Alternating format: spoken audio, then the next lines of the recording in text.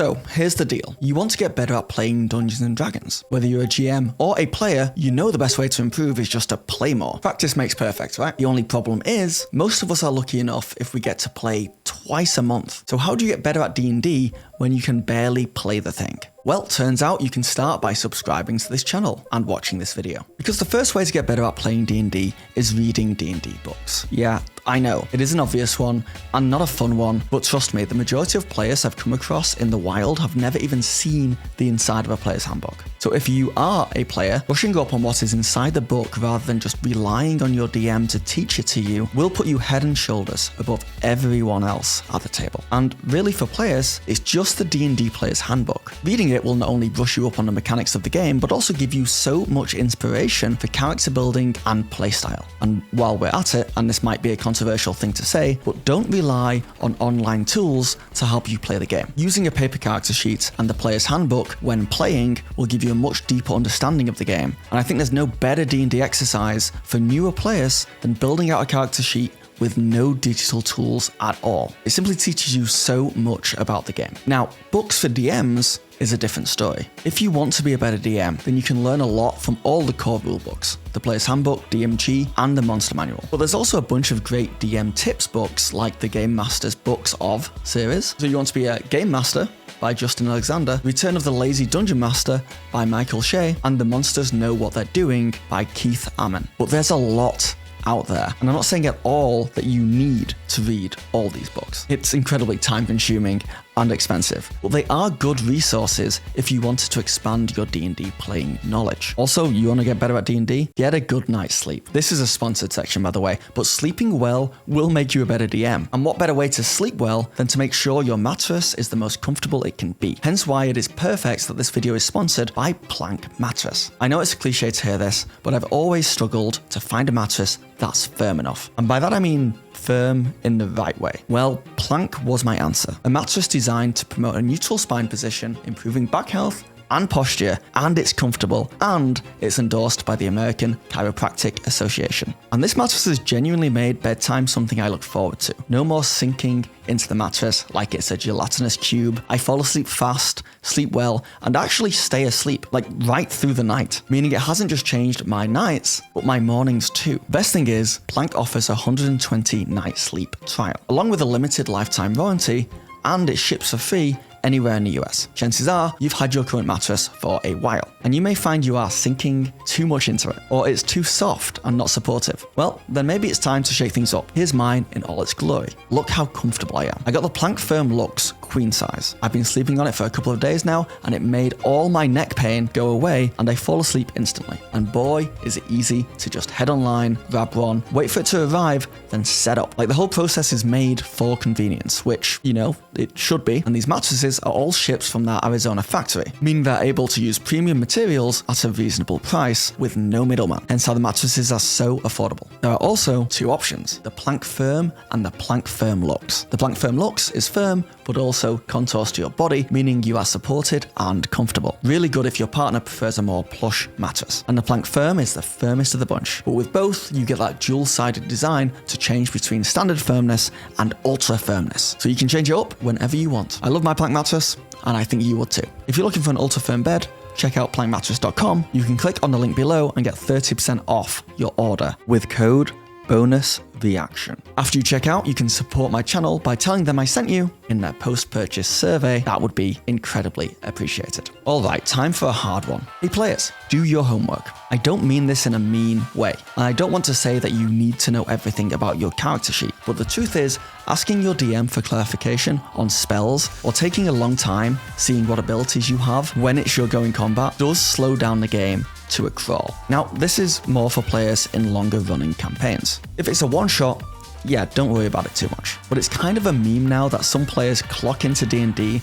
like an innie from Severance. They play D&D for 3 hours a week, then they leave the table and they just switch off and don't think about D&D again until they're back at the table a week later. They have no idea what happened last session, they never looked at their notes, if they took any in the first place, and they rely on the DM to do all the heavy lifting. By taking notes and looking at them before your next session, or looking at your character sheet and getting a better understanding of how your character works, you will speed up the pacing of sessions and take some of the mental load off the DM. It will also just make you more confident at the table.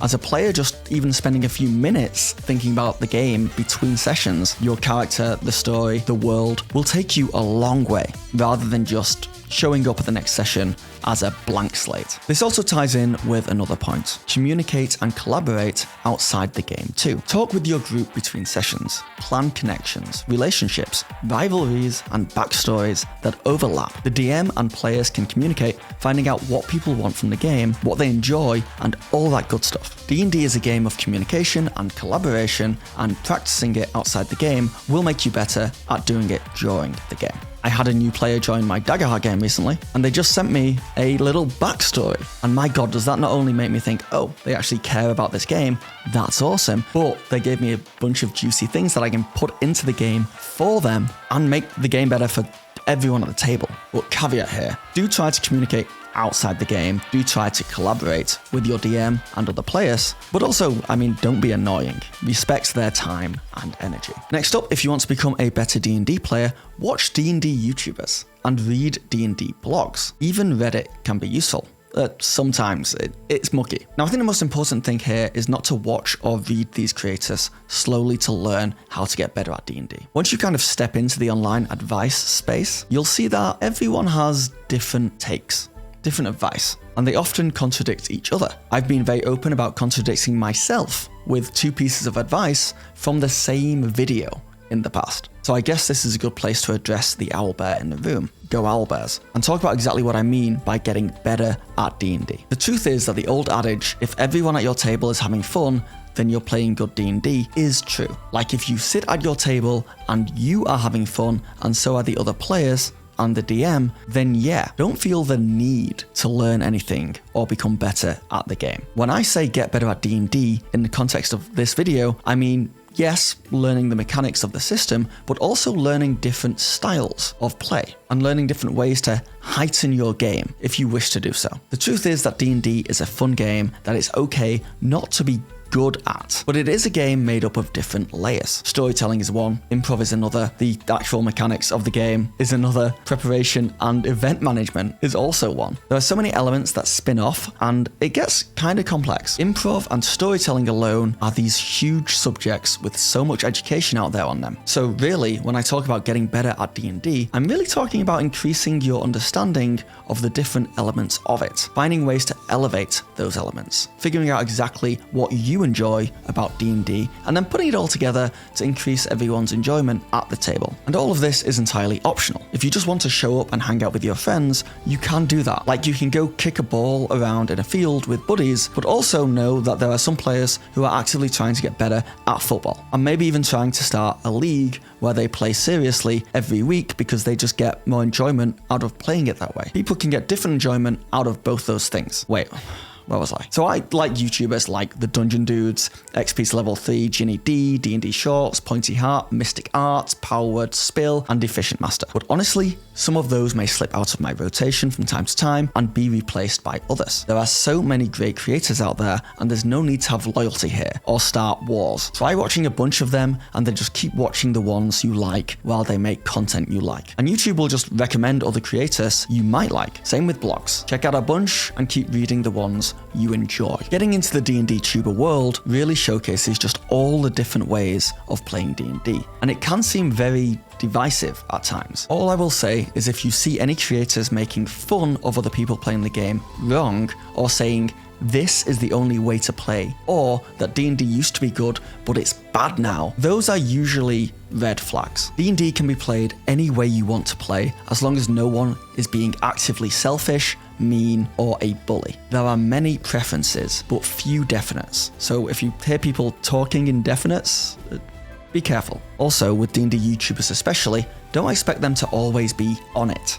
Content creators are usually just people trying to mix 2 hobbies together, D&D and film production. And they are trying to make content that you would want to watch. Your best bet is not to watch them just for information or D&D tips. Like, don't watch them to always just get what you need from them and get out. Instead, try finding creators you just genuinely enjoy watching, who you can slowly learn from over time and just like being part of their community. That being said, you should subscribe to this channel right here. Do it now. Also, connected to doing your homework, and this is for both DMs and players, watch actual plays. Shows like Critical Role and Dimension 20, and just the plethora of podcasts and actual plays out there are amazing for seeing how other people play. You'll pick up things like pacing and teamwork and how players stay in character, and, they're fun. Obviously, if you hate actual plays, don't watch them, but you'll find a lot of people out there who enjoy playing D&D, don't mind watching it. And then if you start to think about them critically and notice how people describe their actions, why they do the things they're doing, especially for DMs,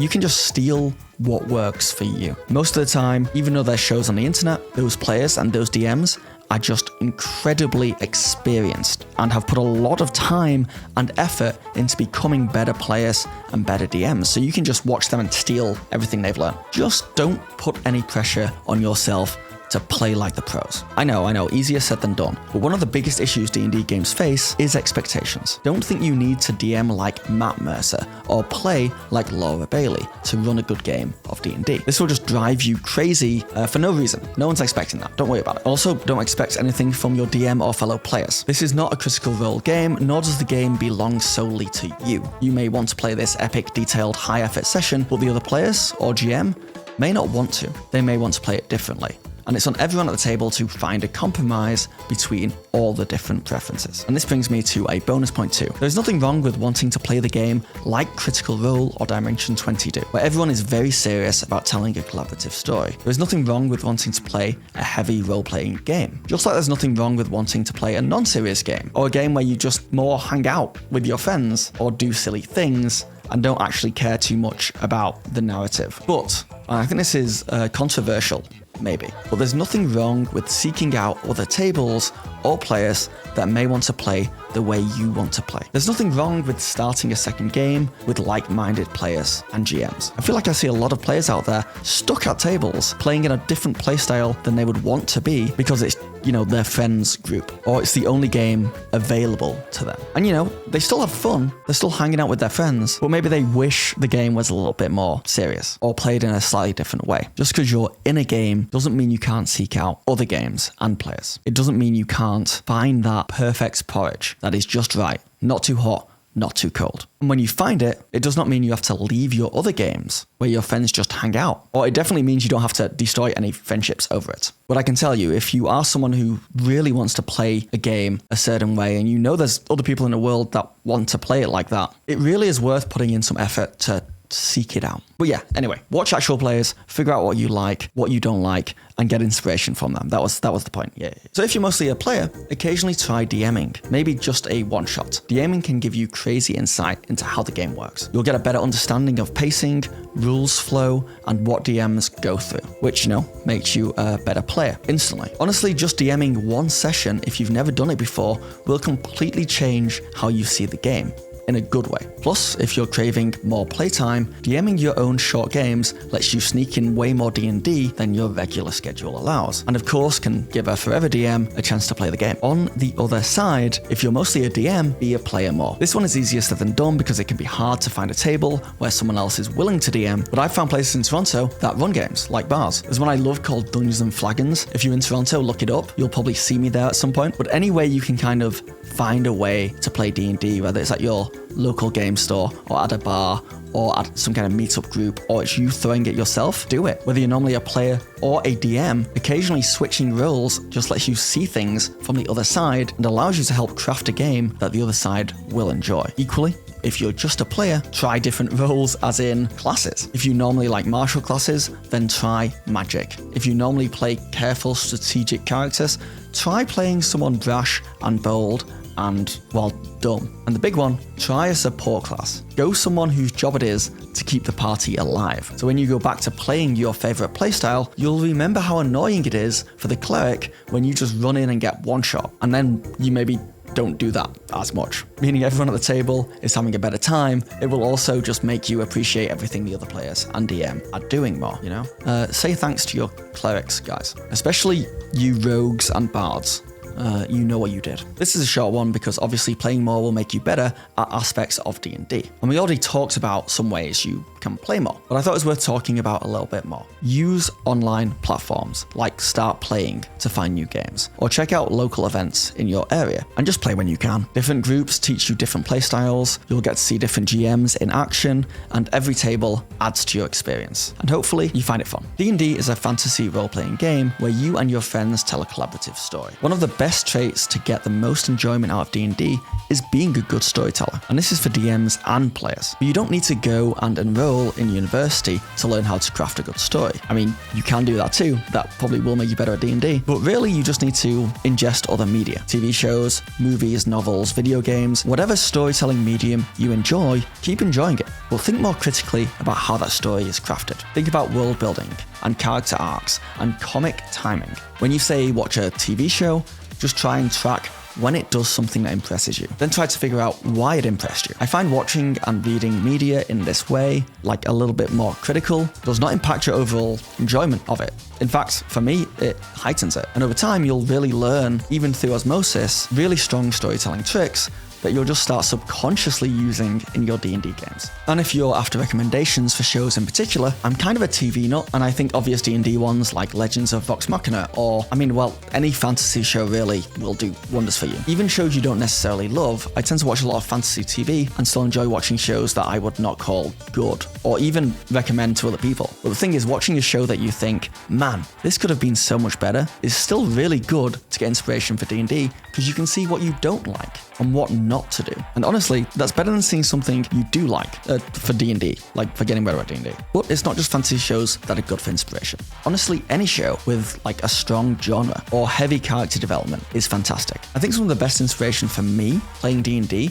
has been things like Breaking Bad or Lost. Or right now, me and my wife are watching The X-Files, and honestly, the Monster of the Week energy it has and the overarching long-form arcs have really kind of changed my game recently. Buffy is another great example of that. It actually helps me prep way faster to think of my D&D sessions like a Buffy or X-File episode, and I really like the structure, and it's a structure that I know really well. That being said, watch or play whatever brings you joy. You can get inspiration from anything, and if it's something you are passionate about, that will just come across really positive in the game. And okay, you got this far in the video, I'm impressed. Make sure to comment and like it. Leave a comment that says impressive in capital letters, or not impressive, depending on how you feel. It's something we do on this channel, it's fun, and it confuses people who look at the comments without watching the video fully. Okay, this one is actually an overpowered way to get better at D&D, and it's just to talk about it more. There are so many people out there who love D&D, either playing it regularly, or maybe they've just always wanted to try it. I have found that some of the people I've met who I think these guys would never be into D&D are actually the ones who are like really into it. And I've also just found that many people don't bring it up. I think there's still a bit of a stigma around it, just being incredibly nerdy and uncool. But I do think it's just mostly because people just think no one would be interested in them talking about their D&D campaigns, like someone telling you about their dreams. But you'd be surprised how many people are curious about the game. And when you mention it just casually, just in passing, oh, do you play D&D? Oh, the other night I was playing D&D.